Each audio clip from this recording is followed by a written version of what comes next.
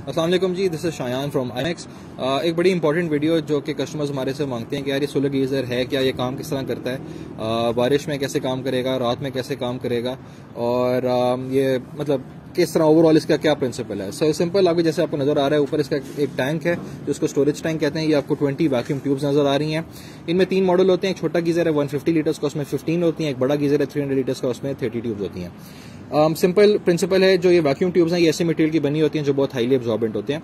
जो सनरेज आपको नजर आ रही है इनके ऊपर जो पड़ती हैं वो 90% एंड अबव ये एब्जॉर्ब कर लेता है और वो हीट को पानी के अंदर ट्रांसफर कर देता है। पानी इन ट्यूब के साथ डायरेक्ट इन कॉन्टैक्ट होता है, तो जैसे ये ट्यूब हीटअप होती है पानी उसके साथ इन टच होता है, वो हीटअप हो जाता है। जैसे आपको पता है कि गर्म पानी लाइट होता है, ठंडा पानी हैवी होता है, तो उसके अंदर वो चीज ऑटोमेटिकली पानी के मॉलिक्यूल सर्कुलेट करते रहते हैं। गर्म पानी ऊपर स्टोर होता रहता है और ठंडा पानी वापस नीचे आता है, ट्यूब्स के अंदर दोबारा गर्म होता है और ये रोटेशन कंटिन्यूसली चलती रहती है।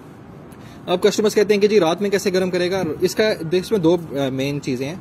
एक चीज ये कि इसका टैंक 60 mm इंसुलेटेड है। उसकी उस इंसुलेशन से होता क्या है कि जो दिन भर पानी गर्म हुआ है वो आपका रात भर पानी रिटेन रखता है। कुछ लोग कहते हैं कि जी ये 3 दिन गर्म रखता है, 4 दिन गर्म रखता है, ये बिल्कुल झूठ है, ऐसी कोई बात नहीं है। ओवरनाइट ये पानी गर्म रखेगा, उस ओवरनाइट में भी 10 डिग्रीज का ड्रॉप आएगा, ठीक है। लेकिन ये बहुत इंपॉर्टेंट फैक्टर है कि उसके अंदर ठंडा पानी ऐड ना हो रात भर ना, तो आप उसका इनलेट जो है ना उसका बंद कर सकते हैं, जो कि ऑटोमेटिकली कंट्रोल्ड भी है।